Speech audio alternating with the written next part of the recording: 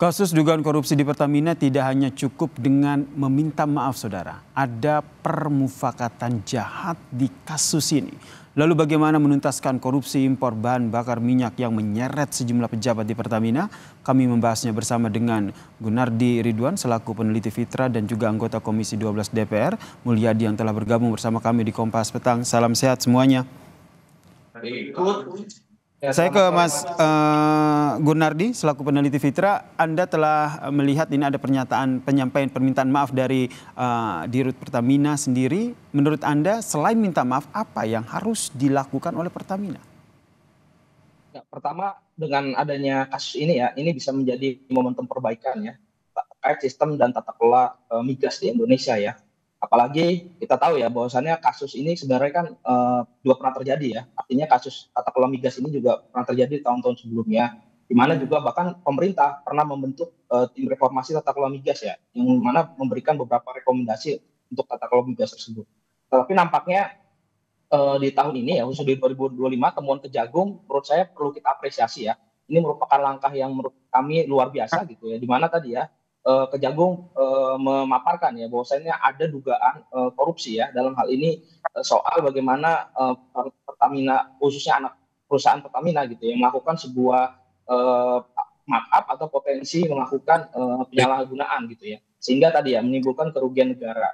Apalagi saya pikir ya rentang tahunnya juga cukup lama ya, dari 2018 sampai 2023, di mana juga di situ ada era pandemik ya, di mana masyarakat pada saat itu sedang mengalami kesulitan secara ekonomi, tapi ada sekelompok orang gitu yang mendapatkan keuntungan. Dan saya pikir pemerintah perlu melakukan tindakan gitu, tindak tegas pelaku yang kemudian diduga ya melakukan indikasi korupsi, dan juga saya pikir ini tidak bisa main-main ya. Pemerintah ataupun aparat penegak hukum juga perlu menelusuri ya kemana alirannya gitu ya, biar lebih jelas dan juga tidak hanya mengambang di atas saja gitu. Anda melihatnya seperti apa? Adanya pengawasan, kemudian tadi ada revisi Undang-Undang SKK Migas, kemudian sejumlah hal lah yang tadi dilakukan. Tapi menurut Anda sebagai peneliti Fitra, langkah awal yang harus dilakukan apa sehingga benar-benar kekecewaan publik dengan adanya dugaan ditipu oleh adanya Pertamax oplosan ini bisa redam?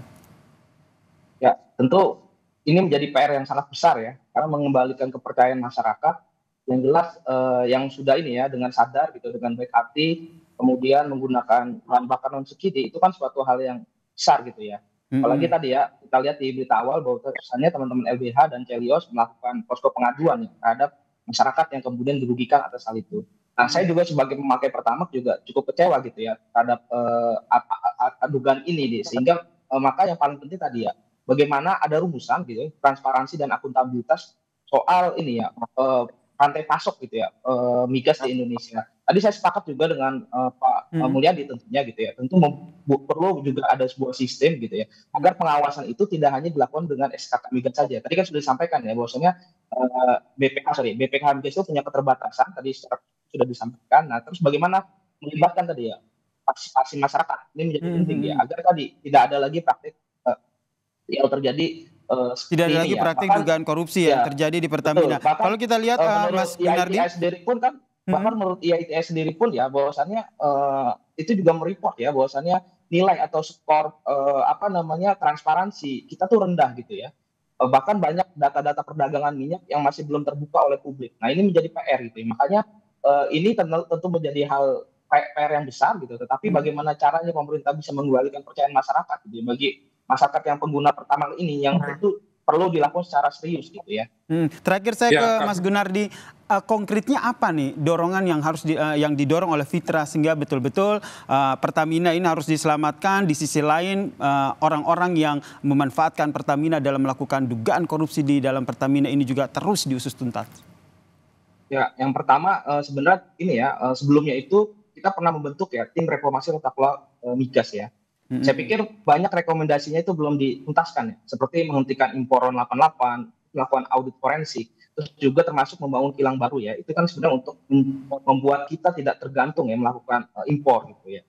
Tapi untuk konteks kasus yang ini gitu ya, Fitra juga memberikan rekomendasi gitu ya yang cukup, yaitu tadi ya mungkin juga melibatkan PPATK gitu ya dalam melakukan penyelidikan tentang aliran uang. Karena jangan sampai berhenti di 9, bisa jadi pemainnya lebih besar. Karena ini kan tadi ya kasusnya ini tahun-tahun sebelumnya juga pernah terjadi gitu dan cukup besar gitu. Nah ini seringkali tidak jelas gitu arahnya. Makanya oleh sebab itu ini di awal tadi dibuka bahkan tidak hanya oleh saya, oleh Pak Mulyadi juga tentang ini momentum perbaikan. Maka kalau tidak dilakukan dengan serius, ini kemudian akan terjadi lagi gitu ya. Makanya tadi ya, bagaimana pemerintah bisa menjalankan rekomendasi tim tadi yang sebelumnya itu menjadi barometer Baik. gitu. Seberapa seriusnya pemerintah ingin membenahi gitu tata kelola migas kita. Gitu. Baik, ini yang kita nantikan bersama seberapa serius pemerintah akhirnya memperbaiki tata kelola migas, momentum baik untuk memperbaiki karena kita tahu bahwa Pertamina ini merupakan perusahaan besar yang memiliki peran strategis dalam tata kelola migas di tanah air. Terima kasih para narasumber saya, ada Gunardi Ridwan, peneliti Fitra dan juga anggota Komisi 12, Pak Mulyadi telah bergabung bersama kami di Kompas Petang. Salam sehat semuanya.